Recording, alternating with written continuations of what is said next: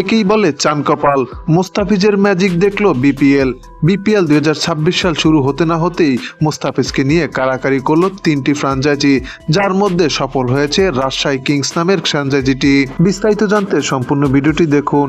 দর্শক, চলতি বছরই শুরু হবে বিপিএল 2026 সালের আসরটি, অথচ আসর শুরু হওয়ার আগেই মোস্তাফিজকে নিয়ে কারাকারি করেছে তিনটি ফ্র্যাঞ্চাইজি। সূত্রের খবর অনুযায়ী মোস্তাফিজকে দলে ভেড়াতে চিটাগাং রয়্যালস, ঢাকা ক্যাপিটালস, এমনকি রাজশাহী কিংস উঠে পড়ে লেগেছিল, যেখানে রাজশাহী কিংস সবার আগে মোস্তাফিজের সাথে সাইনিং করে বাজিমাত করেছে। মোস্তাফিজের ব্যাপারে রাজশাহীর মালিক মোস্তাফিজের প্রশংসা করে বলেন, মোস্তাফিজ বাংলাদেশের অন্যতম সেরা বোলার। তার স্লোয়ার এবং কাটার বিপিএল এর জন্য হবে সেরা অস্ত্র। তাকে খেলাটা যে কোনো ব্যাটসম্যানের জন্যই দুর্বোধ্য, বিশেষ করে আইপিএল এবং জাতীয় দলের হয়ে সে যে পারফরমেন্স করেছে, আশা করছি বিপিএলে তা তিনি অব্যাহত রাখবেন। 2016 সাল থেকে টানা আইপিএল খেলা মোস্তাফিজের প্রশংসা করে রাজশাহী মালিক বলেন, মোস্তাফিজ আমাদের সেরা অস্ত্র হতে চলেছে। তাকে নিয়ে আমরা ভিন্ন পরিকল্পনা করছি।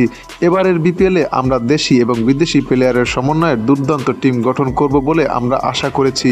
মোস্তাফিজ হতে পারে তাদের অন্যতম আইকনিক প্লেয়ার।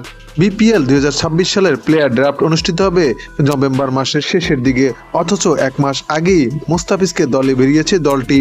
দর্শক, বিপিএল 2026 সালের এবারের আসর ডিসেম্বরেই শুরু হতে যাচ্ছে। এই আসরে মোস্তাফিজ খেলবেন রাজশাহীর হয়ে। এই আসরে মোস্তাফিজ কেমন করতে পারেন তা জানিয়ে দিন আমাদের এই চ্যানেলের কমেন্টসে।